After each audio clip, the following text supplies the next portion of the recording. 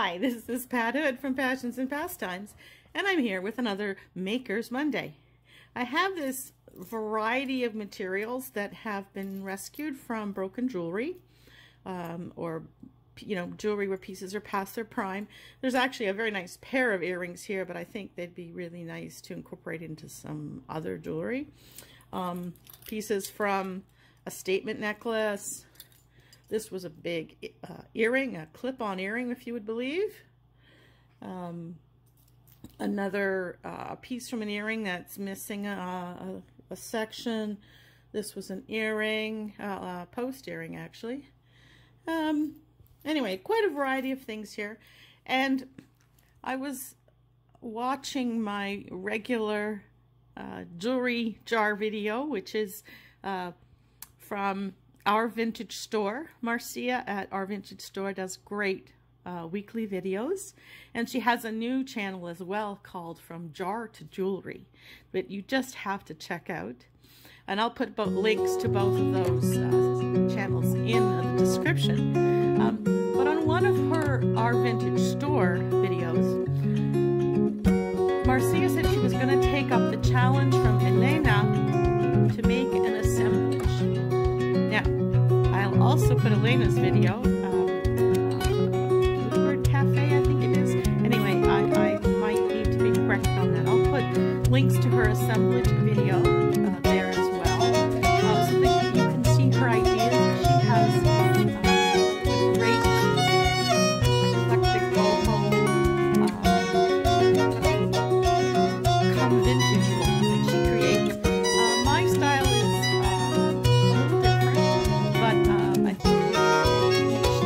have our own style to appeal to different jewelry wearers. So I decided that I would go through these pieces, and I wanted to make a multi-strand necklace. And so I kind of eliminated pieces that would look good together. I mean, these colors are nice together. This is kind of big and a little overwhelming to put those two things together. So then I eventually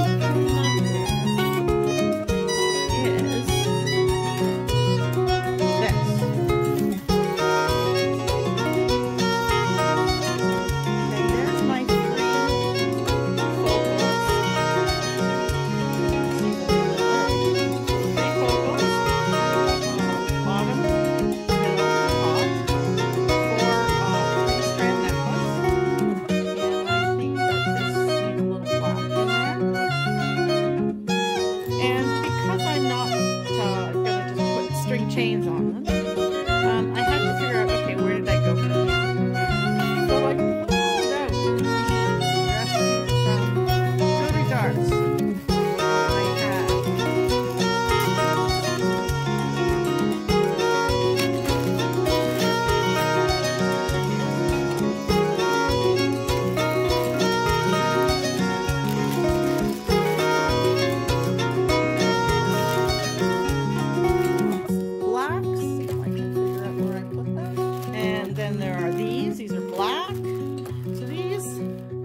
black, and these gold are actually the same size of rondelles, and this is just the next size up on a strand.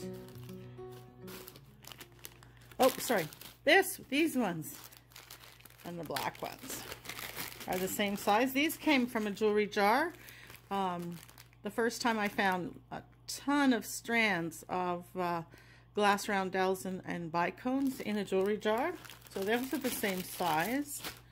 Then there are this golden color, some on a strand, whoops, some loose, like I just, you just saw me spill everywhere. And I have somewhere some blacks that are the equivalent, but here's some smaller blacks. I had these, which I thought might fit in there because we have the white, but once you see them with the other colors, they look a little pinkish, so not as yellowish as I would like.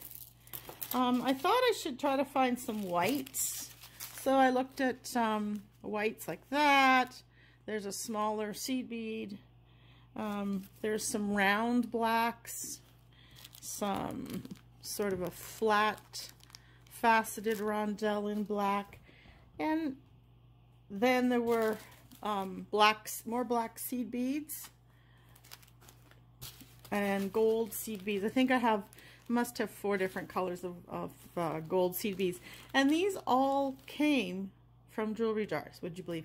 Oh, I also pulled out this black rhinestone bracelet. It's just a cup chain, and it's made into a stretchy bracelet by putting stretchy cord in it.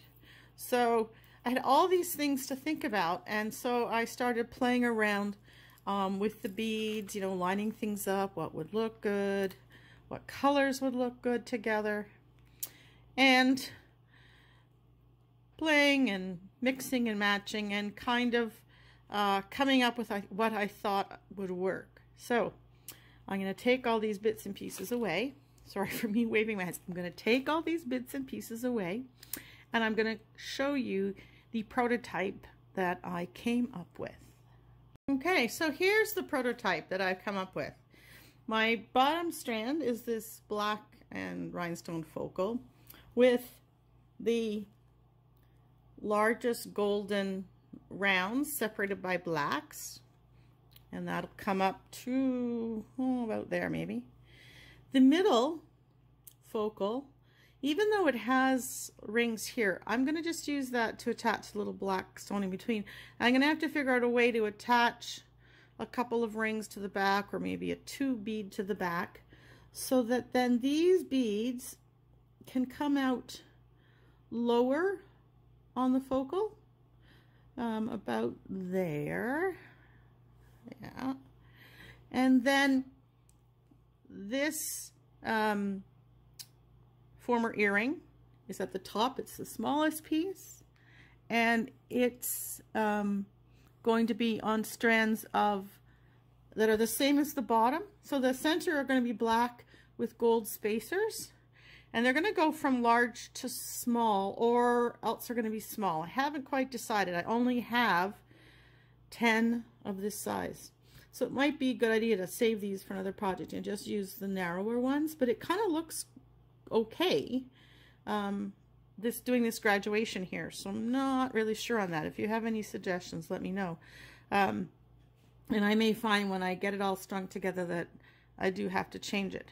And then the top has the same color scheme as the bottom strand, the black and gold, but it's using the smallest size of the gold rondelles.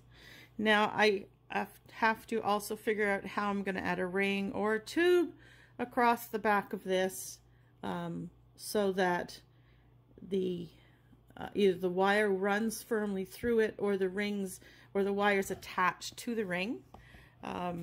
When I did my previous Makers Monday, there were already these rings on these bracelet pieces, so I didn't have to worry about that. So this is a little more challenging. So this is where I'm going to stop the video now and go off and do the managing of the rings or attachments for these 2 pieces. And I think that these will come up and they will join at a 3-bar spacer, and then there'll be some lovely gold chain finishing off the necklace. It depends how the pieces hang. That's one of the things that it's always difficult to know in advance until you get all the beads on and you see how it drapes at different lengths, what the result is going to be. But that's the next step, or that's after I get them partially assembled. That'll be the 4th step in this Makers Monday video. See you soon. Okay, so here's a quick update on the assemblage project. Here's the center focal that I'm going to use, and I found a gold tone 2 bead, and I've glued it securely to the back of this focal using E6000 glue, and I've tried to keep it as clean as possible. There's a little extra glue on the top here, but I'll clean off later. And I'm going to run the wire with the crystals on it through that 2 bead. I couldn't fit the 2 bead on here very well on this smaller focal, so I'm experimenting right now with a gold tone butterfly clutch I know it has 2 sections that I could run wire through, but I'm probably going to put rings on there and then have the wire run in 2 pieces from each side. So that's how I've solved the attachment problem so far. I think this one's more elegant, but I'm going to try this, and then if it doesn't work, I'll have to come up with another solution. So the next stage of the assemblage project will be to start attaching the crystals. So I'll see you back in a little bit. Okay, so here's how I'm planning to attach the crystals for the center. So see, I've put some gold spacers here so that, I guess if we turn it this way, sorry for my hands in the road, from the front, you just see a little bit of gold and then the beads starting, and then the other side will work the same way. I think that's going to work out very nicely. It also, the curved 2 bead gives it a nice curve to hang from. So I'll finish that up and I'll show you what it looks like. Hello, Pat Hood from Passions for Pastimes, and I am back with the next stage of my necklace assemblage. I'm trying to do a 3-strand necklace with 3 focals that have been repurposed from jewelry jars. So there's 1. This is number 2, and I think I showed you already that I have put a gold tone tube on the back to run the jewelry wire through, or the stringing wire, and I've added a little bead here to sort of make the colors better coordinated. And then here is the 3rd focal. I was having a hard time figuring out how to take this earring and transform it to a focal, and again I used a gold tone tube bead and glued it to the back. So this is now ready to act as a focal. The design, or the color scheme that I had decided on, let me just pull these out, was oh, I guess I need to move, there we go. So there we go. So the color scheme was to have the golden black, the largest golden black on the bottom, a medium golden black on the center, and then the smallest golden black on the 3rd strand. And I've already determined that for about 22 inches, this is what I'm going to need for the bottom strand. And I started by putting a wire guardian and a crimp here, and I'll put a crimp bead on it later. And then this will be attached to the ring here. I have, for testing and counting's sake, made the 2nd strand, but this is awfully awkward to put a guardian on. I will try to do that on camera so you can see, but each end will end up having a wire guardian and a crimp so that it can be attached to the clasp and attached to this focal. The other strands, let me just tidy this up so I don't lose it. There we go. So for the other strands, they are ready to go, and just a wire guardian and crimp on the ends. My big issue is determining how long they each have to be, or how short each has to be, so that they hang correctly with spaced above this bottom focal. So what I'm going to do is I'm going to start by finishing off the guardian and attaching the bottom strands and get my length, and then I'll have to lay it all out and see what other lengths coordinate with this. Most bead boards have channels for just doing straight rows of beads, but don't take into the account when you have a really deep focal like this one. I mean, for the spacing, I have to put it 2 above, and then I would, for this second one, and then for this one, I'd need Well, let's try this one. Let's go down. So if I brought this one to the bottom, and then I'd want to have this spaced about the same distance above again, so that they all hang properly. So that's just a little bit of figuring out to do at this point. So let's see how to put on the crimp and the wire guardian. Move this all out of the road. I'm going to get a nice, a bit stronger, heavier bead buddy. Again, you could be using clips. You can also, there's some barrettes that, hair barrettes that work really well for this. I'll have to bring some. So that should be enough wire with which to do my guardian. Here's my crimp bead, little tiny thing. I'm still suffering regrowing my fingernails after I managed to really damage them doing some fine Dremel grinding. Next time I'll know to wear gloves. But except for the fact that they're so super short, they are growing back quickly. These ones are doing much better on this side. Okay, so there's my guardian. I have a gold tone guardian. One more try here. When Marcia at our vintage store, oh actually from jar to jewelry, she labeled a video "third time's the charm," and I thought, oh, that meant, you know, she got something to work on the third attempt. But actually no, she was doing a beautiful video about how to do a charm bracelet.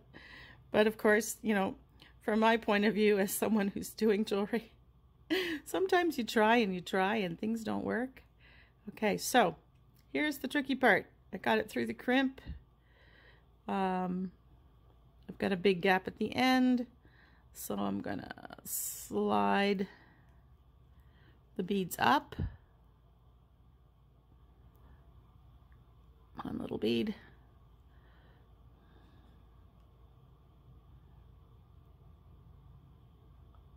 Oh, okay.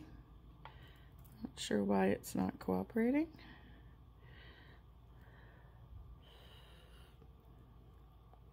Maybe my bead is too narrow to go through 2 strands. It wasn't on the other side, so this should work.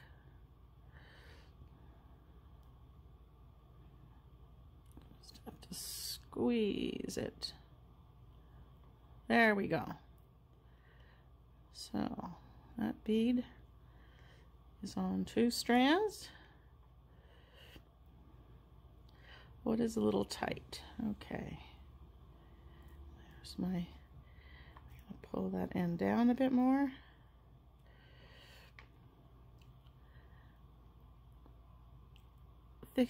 Finishing off the second end is always the most challenging part. Now you see I haven't crimped yet. I've got this big space I need to deal with.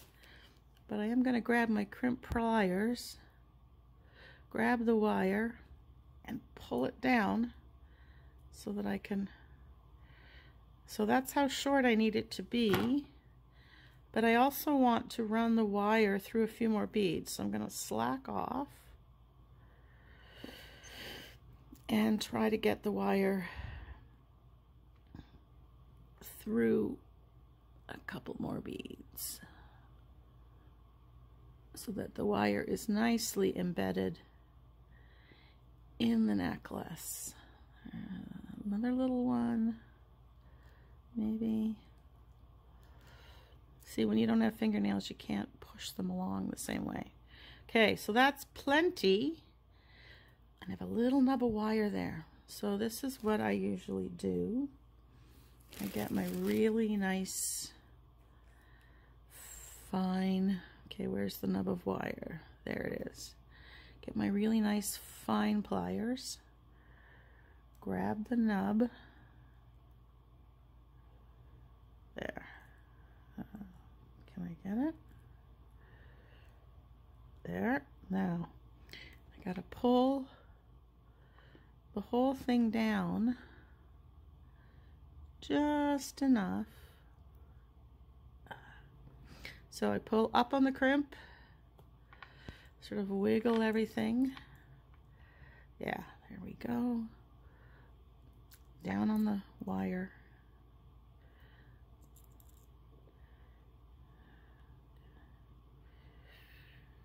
And a little bit more on the wire. Okay. So I think I've managed to slide the crimp out of shape. Oh dear. But that looks close enough for what I'm going to need. So let's reshape my crimp. I sometimes forget how strong my hands are. All right, I'm going to close the crimp up to its right shape. Pull the wire down slightly. Give it a little jerk back up so that there's enough space here to do the crimp. And ignore my fridge. We're almost done. There. Put it in the crimper so that it's gonna, there we go. Trying to get the crimp and not the bead below the crimp. Sometimes I have had the bad luck to break this little bead here, and then sometimes if I find they're particularly fragile, I'll put two on, and then if one breaks I still have one, and then on the other end I'll put on two, and then just break the one to get it the extra one out of the road and make each side coordinated. So I'm going to put a nice flat edge on the wire. Oh, that didn't work very well. What's wrong with my nice pliers? That I didn't get in there well enough.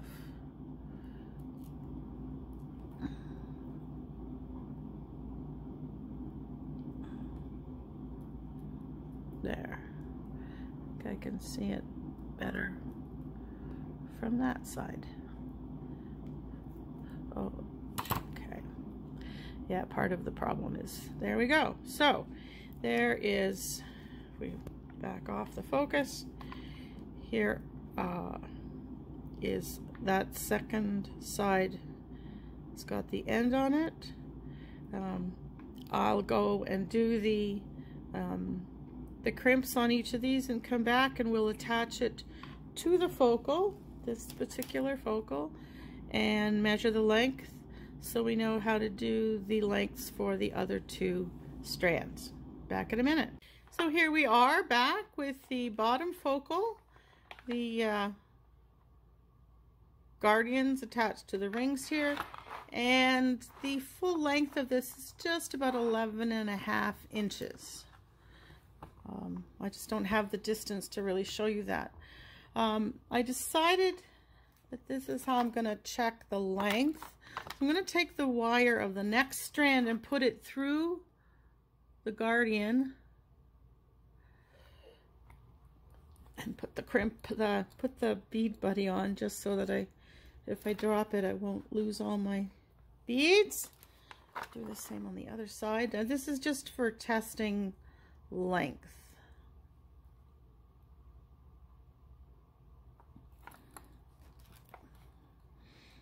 And bead buddy, because I can be humble fingers some days. There we go. So this is how they're gonna hang. I don't know if I can show you any differently, but it by putting the two together right there where they join, and then I lift them up sort of neck apart, and I can see that they're not going to touch. They're a good distance apart when they're hanging. Because I can't hold them flat like they would be on a, but let me try to put them then on the bead board and show you what that looks like. So there's one there. This one's, I guess, a little higher than you would think, but that's going to be a good distance. So now I can put the guardians and crimps on the next strand, and then measure the final strand, the third and final strand. So here we're back. We've got the guardians and crimps on the end of the next section, and I'm going to do just what I did with the previous section and do a test fit with the guardians on the wires.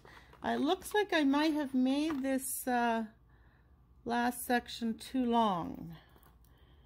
Yeah, okay, so it hangs in behind the other one. So it's so much easier to take beads off than to put them on. That's why you want to do the test fit. So I'm going to take off, let's see, good 1, 2, 3, 4, 5. That's about an inch worth. I'm just going to put them in here, slide that through, take an inch off the other side. 1, 2, 3, 4.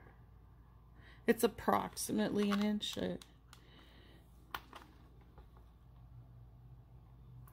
All right, let's, that's about what we need, I think. Is that too close? No. So, very nice. So now when they come down, you can sort of see there how they come in their spacing. And then I'm going to put the first set on as well, just to make sure. This isn't exactly how they're going to stack because of how I'll put rings and things. But I want to make sure that it's all going to hang without them hitting each other. And it does. So that's very nice. 1, 2, 3. Okay. So, I guess you can sort of, if I do it this way, you'll see how they lay. Sort of, yeah. And the beautiful way the strands lay. So I'm quite happy with that. Let me move this out of the road. Maybe we can see it better just on the table. Lay them down, pull them out. So that's, I like how the white from here is sort of reflected in the light white there. Something sparkly, but not, you know, not too dressy. There's all kinds, you could wear that to the office, you could wear it out. So I'm quite happy with the way that's worked. So I'll come back to you when I've figured out what to do for the clasp. There's lots of possibilities. It could be a single clasp. I'm wondering if I might make this into a triple necklace so that you could wear each layer separately or any combination of the layers together. So that's what I'll work on next and come back and let you know how I figured it out.